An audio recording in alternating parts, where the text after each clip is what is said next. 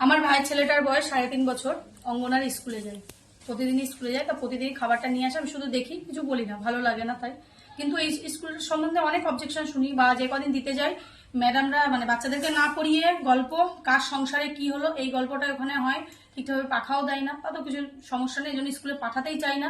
তাও মাঝে মাঝে একটু পাঠাই, যদি একটু শিক্ষা পায়। আর তারপরে তো একটু পুষ্টিকর নাকি সরকার থেকে খাবার দেয়, তাহলে এটা কি সরকারের খাবার? এই কটুকরো আলু আর এই শুকনো ভাত আর একটা কাঁচা ডিম, এটা কোনো সরকারের খাবার? জানতাম না। তো যাই হোক, এরকম ভাবে দেখি। আর যদি কোনো খিচুড়ি দেয় কোনোদিন, তাহলে খিচুড়িতে শুধু ডাল আর একটু মানে চাল থাকবে আর হলুদ, ব্যাস, আর কিচ্ছু না। এটা হচ্ছে ওদের খাবার। না ওর মধ্যে সবজি আছে না কিছু আছে, তাও কিছু বলি না। কিন্তু আজকের খাবারটা দেখো, এই কটুকরো আলু আর এই ভাত কি করে খাবে একটা বাচ্চা? আর একটা কাঁচা ডিম, কাঁচা ডিম ভেঙে খাবে, সিদ্ধ লাগবে না তার। তাহলে সরকার কি করতে আছে? এত নাকি শুনি যে বাচ্চাদের খেতে দেয়, পুষ্টি পুষ্টি খাবার দেয়, তাহলে কোনো কি দেয়? এটা দেয়।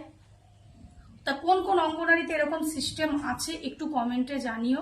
আর এই ভিডিওটা প্রচুর প্রচুর শেয়ার করো, লাইক করো, যাতে এই ভিডিওটা অঙ্গনারী স্কুলদের প্রতি একটু এফেক্ট পড়ে। কারণ ওরা প্রত্যেকটা মুহূর্তে বাচ্চাদের খাবারগুলো এরকমই করছে অনেক স্কুলে। তো দেখো, এটা কোনো বাচ্চার খাবার? দেখো তো, দেখ, এই কটুকরো আলু আর এইটুকুনি ভাত।